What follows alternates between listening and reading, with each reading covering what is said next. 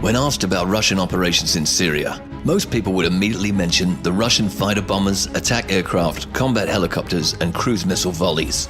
Few would mention the quiet work behind the scenes that was performed by a large group of highly dedicated professionals who helped transform the Syrian military that was on the brink of defeat into a force that could once again begin liberating Syria's territory. Without denying the importance of the air campaign, the airstrikes alone would not have been enough to turn the tide of war. When the Russian military began its intervention in Syria, the situation at the front demanded a rapid provision of specialized military support in order to offset the jihadists' numerical superiority by superior firepower. That was quickly provided by supplying the Syrian Arab army with T-90 tanks and TOS-1A self-propelled thermobarbaric rocket launchers, which are highly effective at reducing fortifications. However, in order to allow the Syrian army to resume the offensive, both its equipment and personnel would have to be replenished and retrained. Unfortunately, the Syrian military was in a state of serious neglect when the rebellion broke out, and large-scale combat operations quickly revealed this sad state of affairs.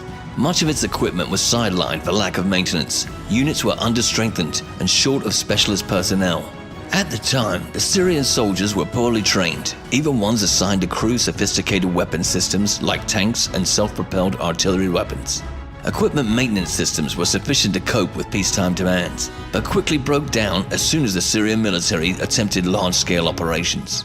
The Syrian military's large pool of equipment also created an attitude of neglect towards maintenance and evacuation of damaged machines.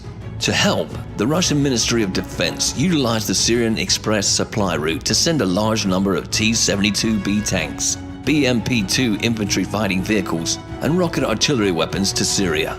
Russian advisors then got to work training Syrian troops both on the use of the new vehicles and operating them as part of a tactical combat team.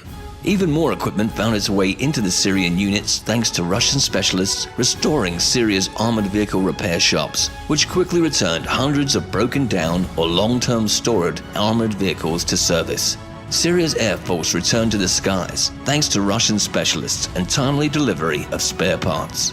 The Russian advisors also established training courses for the specialist personnel, without which no military can effectively conduct large-scale operations. These specialists included logistics experts, communications experts, and equally important, operational planners. This work is, of course, not without danger, given the terrorists' ability to strike in almost any part of Syria. One Russian advisor was killed in Latakia province in unknown circumstances.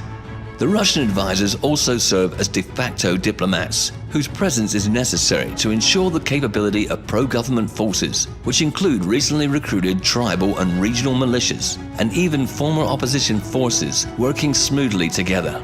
For example, it is difficult to imagine the Kurds and the Syrian military operating effectively without Russian intermediation. For all these efforts, the situation in Syria still remains critical.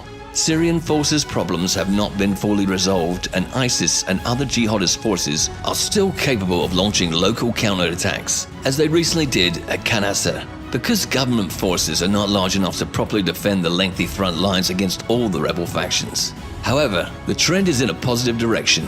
The January fighting in Salma was a demonstration of the Russian efforts to train complete battalion task force of the Syrian army to conduct offensive operations.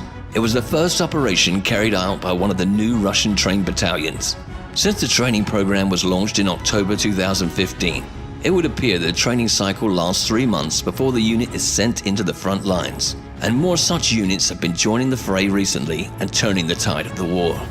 The opposition's newly discovered willingness to negotiate is entirely due to their belated recognition that the balance of forces has been shifting against them.